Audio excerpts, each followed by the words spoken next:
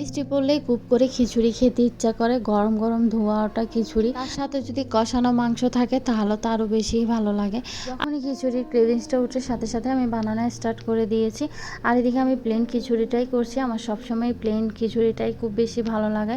বিরিয়ানির মতো করে খিচুড়ি, বোনা খিচুড়িটা আমার তেমন একটা ভালো লাগে না, তাই আমি প্লেন খিচুড়িটাই করছি। এখানে সবাই বিরিয়ানি খুব পছন্দ করি, কিন্তু যখনই বৃষ্টি পড়ে তখনই কেন জানি না এই খিচুড়িটাই সব থেকে বেশি ভালো লাগে, তাও আবার প্লেন খিচুড়ি। এখন আমি মুরগির মাংসগুলোকে ভালো করে ধুয়ে নিয়েছি, কষিয়ে মুরগির মাংসগুলো রান্না করব। এভাবে খিচুড়ির সাথে খেতে খুব বেশি ভালো লাগে। যখনই কোনো ভিডিওতে দেখি বা বৃষ্টি পড়ে, বিশেষ করে বৃষ্টি পড়লে অনেক বেশি খেতে ইচ্ছা করে এই খিচুড়ি। বোনা খিচুড়ি কিন্তু অনেক বেশি মজা হয় রান্না করলে, গরুর মাংস দিয়ে বা মুরগির মাংস দিয়ে।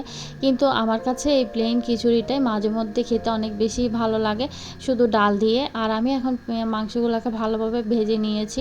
এভাবে লাল লাল করে ভেজে নিয়ে তারপর আমি মুরগির মাংসগুলোকে কষিয়ে রান্না করব। আর সাথে তো আচার থাকবে, আমার তেঁতুলের আচার। আমি এখন মুরগির মাংস সবগুলোকে ভেজে নিয়েছি, আর এখন ভাতটাও হয়ে এসেছে, আমি দমে বসিয়ে রেখেছি।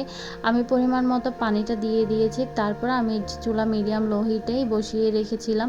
আর খিচুড়িটা হয়ে গিয়েছে। এই খিচুড়িটা করতে খুব বেশি কষ্ট হয় না, অনেক সহজ আর সুবিধা মনে হয় আমার কাছে রেগুলার রান্নার চাইতো। আমি এখন ঘিটা দেওয়ার সাথে সাথে অনেক সুন্দর ঘ্রাণ আসছিল। ঘি দেওয়ার পর আমি ভালোভাবে নেড়ে চেড়ে আরও কিছুক্ষণ দমে বসিয়ে রাখবো। আর এদিকে মাংসের জন্য মশলাগুলোকেও কষিয়ে নিলাম।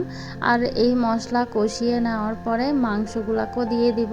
আর মশলা কষানোর সময় আমার খুব বেশি ভালো লাগে কালারটা দেখতে। মাংসগুলোকে আমি দিয়ে দিয়েছি, মাংসগুলো দিয়েই আমি ভালোভাবে কষিয়ে নিব। আর কষানোর জন্য আমি চুলা মিডিয়াম লো হিটে বসিয়ে রাখবো। আর এদিকে আমি ভাতের উপরে পেঁয়াজ বেরেস্তা করে নিয়েছিলাম, ওইগুলাই দিয়ে দিচ্ছি। পেঁয়াজ বেরেস্তা দিলে খিচুড়ির ঘ্রাণটা আরও বেশি ভালো লাগে, দেখতেও সুন্দর লাগে, খেতেও অনেক বেশি মজা লাগে আমার কাছে। আর এখন মাংসটা কষানো হয়ে এসেছে, আমি হালকা পরিমাণে একটু করে পানি দিয়ে ভালোভাবে কষিয়ে নিব, আরও কিছুক্ষণ বসিয়ে রাখবো। হঠাৎ করে খিচুড়িটা বানিয়েছি, যার কারণে আমি খুব সিম্পলভাবে বানিয়েছি খিচুড়ি। আর মাংসটা কষিয়ে রান্না করে নিয়েছি, আমি এখন নামিয়ে নিব। আর এখন আমি তেঁতুলের আচার দিয়ে খাবো। তেঁতুলের আচারটা করেছিলাম আমি কিছুদিন আগে, খিচুড়ির সাথে তেঁতুলের আচার দিয়ে খাবো, অনেক বেশি মজা লাগে এভাবে খেতে আমার। সবাই ভালো থাকবেন, আল্লাহ হাফেজ।